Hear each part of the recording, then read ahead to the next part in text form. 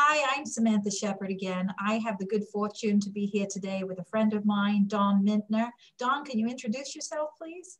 You bet. My name is Don Minter, and I'm an area owner for Senior Care Authority here in the greater Kansas City market.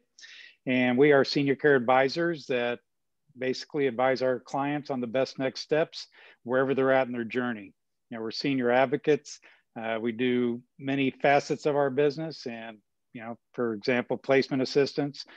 We do independent living, assisted living, and memory care placement at no charge to our clients. And we also do a consulting side, which we help with skilled nursing, where we help elder law attorneys like Samantha find the best outcomes for her clients. So, we've been in business a little over 3 years, my wife and I, Elaine.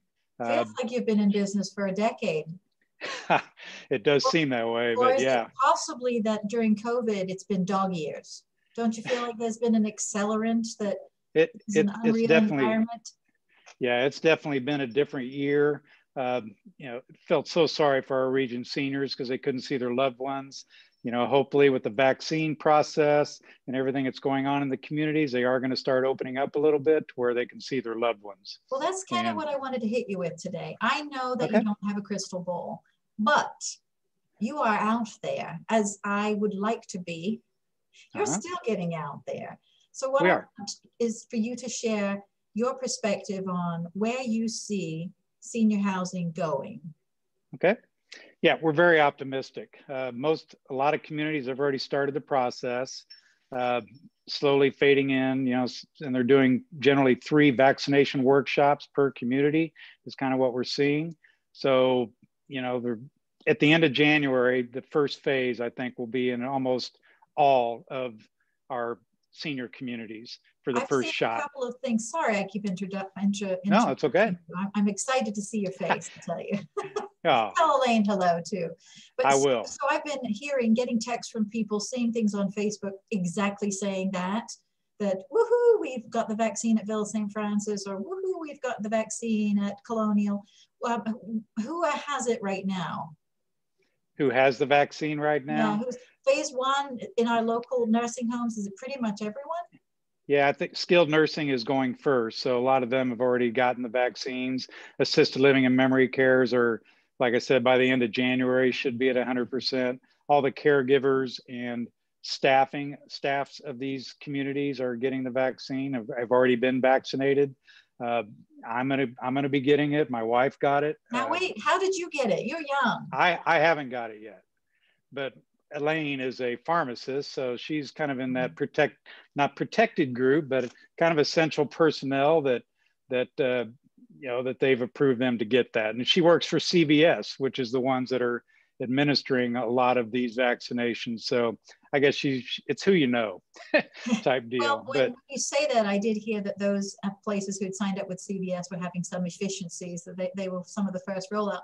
So I've seen CCRCs, continuing care retirement communities, because they have, and this is what I'm asking you really, because they have a nursing home component, is that why their assisted living and memory care staff have the vaccine? Yep, I would say so, because they're all in one building and for several buildings in the same community. So why not knock them all out at the same time? So you bet. It definitely has, the CCRCs are first, it looks like, with all those components. Those buildings, for the audience that don't know our secret senior language soup, that means a community that can have nursing, assisted, memory, independent, all in one geographic space, like Foxwood Springs or a Lakeview Village. I heard Lakeview Village had already the opportunity this past week to get their staff as well as their residents. Here's a question. Have you heard whether or not it's a mandate that these facilities are giving to their staff, or is it optional to their staff to get the vaccine? That's an excellent question. It has not been mandated where it's required. So it is highly suggested that everybody gets the vaccine, but it still is a personal choice, just like the flu shot. So I haven't heard of anybody getting terminated for not agreeing to get the vaccine. But I know there are some communities where there's some that aren't, and that's just, it's personal choice. So what that it would is you encouraged. say to this man? Because I think you are a true resource. There are very few of you in the community that do what you do. And I find you to be just warm and just, I think you're just a true empath is what it is. I know if I send someone to you, and I don't exclusively send to you, I would never do that. But I know with comfort that you will speak to my clients with love, kindness, and respect, and you will go to town and try to help them. But what would Always. you say to a guy, thank you, what would you say to a guy who comes to you with a wife that needs 24-hour care? He thinks he's managing, he's desperate, but he believes until this pandemic is under control, he won't place her. Yeah, it all boils down to safety.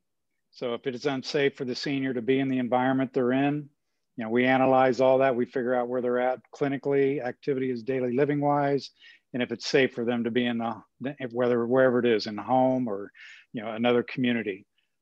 So it's all about safety, and that's really the biggest factor. And we find out where folks are financially and all of that, and fit them with the best community fits. And you know, there are some communities that are allowing some in-person tours. Most of them are still virtual, so our business has definitely changed this past 7 months, where we're, you know, some ways it's harder. Yeah, I'm going to say it's harder because, you know, we want to be in those communities, seeing what's going on, because you really can't tell until you're in the community and really feel it. So, you know, we've been doing a lot of FaceTime. Best guess. When will that be? You know, I'm thinking March. I'm hoping March 1 will be where it's going to open up. You know, that's kind of the date that everybody's kind of saying. And again, there's no crystal ball, but with the vaccines going and, you know, everything that's going on with the protocols, we're really hoping for March 1st. Well, Don, thank you very much for taking time out of your day to meet with me today. I greatly appreciate you. Well, thank you, Samantha. Always a pleasure, and we enjoy partnering with you. Thank you so much. You're welcome.